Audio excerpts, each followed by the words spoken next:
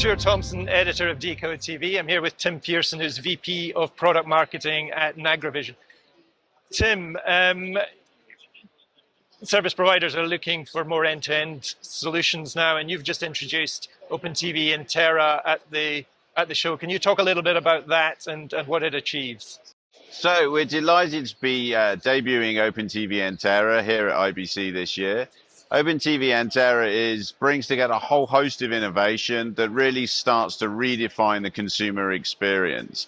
And in doing so, really drive new ways of engagement. One such example is multi-subscription bundling. So we've been working with our partner Bango, and we announced recently how we're taking the Bango piece and as a partner of OpenTV and Terra to One Hungary, and helping them really drive subscription bundling with their customers on their new One TV service.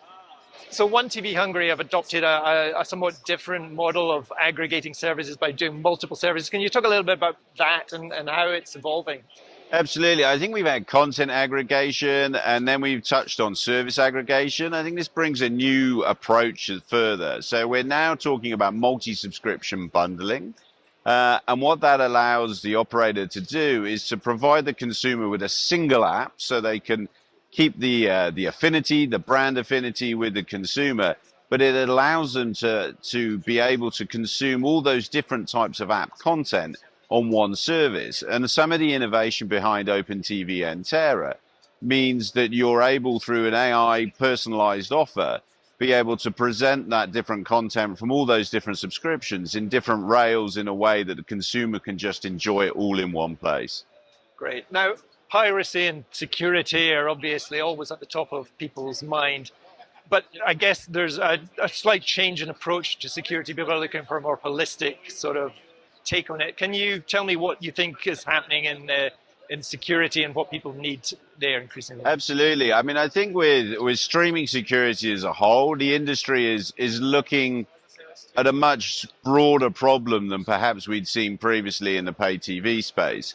So what we're doing is rather than looking at providing specific pieces of technology, we're looking and starting much broader level with the business problem, and how then we can then solve that business problem by, first of all, looking at insights, first of all, looking at the data, and then coming up with a personalized plan, if you like, of how best to fight that piracy. But fundamentally, it starts with the business problem, and that could lead us down different ways in terms of how we then address that problem.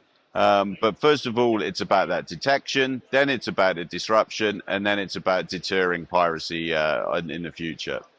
Now, people are consuming video on multiple devices, and I guess those devices can be vulnerable. Can you tell us what's happening at the device level and what sort of innovations are going on with that?